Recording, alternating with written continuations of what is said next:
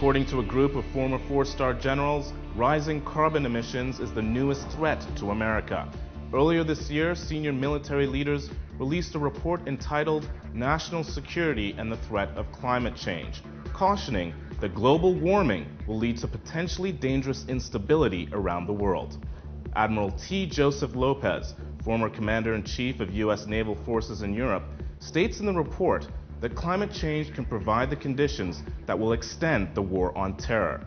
Rising ocean water levels, droughts, violent weather, ruined national economies. Those are the kinds of stresses we'll see more under climate change. To understand the problem facing U.S. security and global stability, we spoke with report advisor General Anthony Zinni, the former Commander-in-Chief of U.S. Central Command. Obviously, if you look at climate change and you look at their impacts, you then have to realize that those impacts can cause national security issues or concerns. I think you've seen the military responses in places like Bangladesh and several times over the last decade or so, and humanitarian intervention. But, I think you could clearly look at there. It's not only going to be a matter of land loss and the other problems that emerge. It's going to be problems, such as water shortages, where entire aquifers disappear. We have large societies that are dependent upon glacier sources or sources and aquifers that are drying up, and it doesn't take much to project forward and see when they'll reach disastrous proportions. And then what happens? Are we going to have water wars? Having been the commander of U.S. Central Command and familiar with the Middle East and Africa and even Central Asia, there are serious water concerns in those parts of the world now. And if there was a liquid that could cause war more than oil, it was certainly water in those places. Well, what we saw in the relationship to terrorism, and I would even broaden it to non-state entities that such as drug cartels, warlords, organized international criminal organizations, terrorist groups, etc. Many of these groups, in order to survive, need unstable societies that don't have the security forces and the level of governance that can counter their impact. And so that's why the Al-Qaedas of the world search out the Afghanistans or the Somalias to operate in.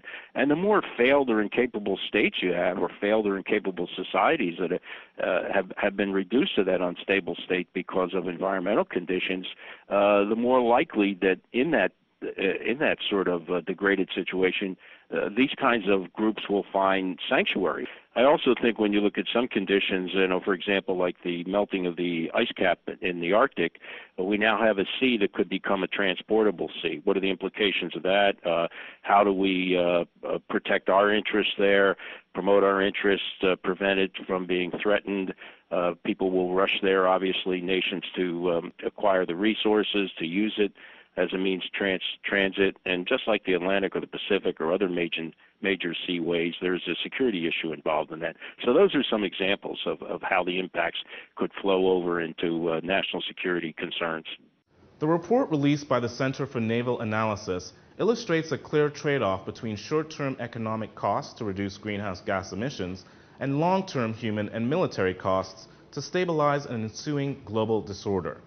The report suggests that the U.S. should become a more constructive partner with the international community to help build and execute a plan to prevent destabilizing effects from climate change, including setting targets for long-term reductions in greenhouse gas emissions. The current White House, which defines itself by a strong national security agenda, has not adopted the General's recommendations for addressing this global threat. Just last week at the UN Climate Change Conference in Bali, the U.S. refused the EU proposal to lower carbon emissions by 25 to 40% by 2020. If we don't pay attention to it now and we don't look at mitigating the conditions that are worsened by release of greenhouse gases, then the impacts will be more severe, and then it logically follows that the security concerns or issues that will arise will be more severe. So we can help mitigate that now. It's not a matter of I don't want to spend the resources now, I can worry about this later. You will spend them later, probably in greater amounts, and the conditions will be much worse. So it's an investment. It's almost like an insurance policy on what you could do to reduce these effects now. And my advice would be to any leader representing us in these international conferences on this is to, as a leader of the free world, to set the example, to look at how we can best reduce release of greenhouse gases, and at the same time to work with the international community to bring pressure on others like China and India that are not signatories to Kyoto and other arrangements that cause them to do likewise. It's a small planet. The effects of this will know no borders, and it's important for us to find common ground on this as best we can. If we worry about the immediate economic impact, that may be just a short-term advantage, and the longer term will be much more expensive down the road, not only to our economy, but to our security interests and to the welfare of our population as well as others. So the basic, recommendations are to be good stewards of the environment, do what you can within the military to limit the problems that may be generated from training exercises and equipment. Secondly, understand the problem, use your intelligence resources and study of how these things can cause emerging security problems. And then third, do the planning and the preparation necessary should these things arise. What you do now, even if these impacts are 30 years off, I happen to believe they're not that far, but even if they are that far off, why would you not want to do things to lessen the severity of it by taking actions now and adjusting to it? There are some things you can see right now. You can see the ice melting in the Arctic. You can see the Arctic becoming a transportable sea. You can see many nations rushing to the Arctic to exploit its resources out there. You can see that those things all generate security concerns and issues. So to put your head into the sand and say it's 30 years off, don't worry about it now, will allow you to be unprepared when the time comes and maybe make the situation worse because of the actions you don't take in the interim. So I don't think it's alarmist. Around that table were 11 very senior general officers and admirals that tend not to be alarmists and tend to be more conservative. So if those views emerge from a group like ours, I think it should get some attention.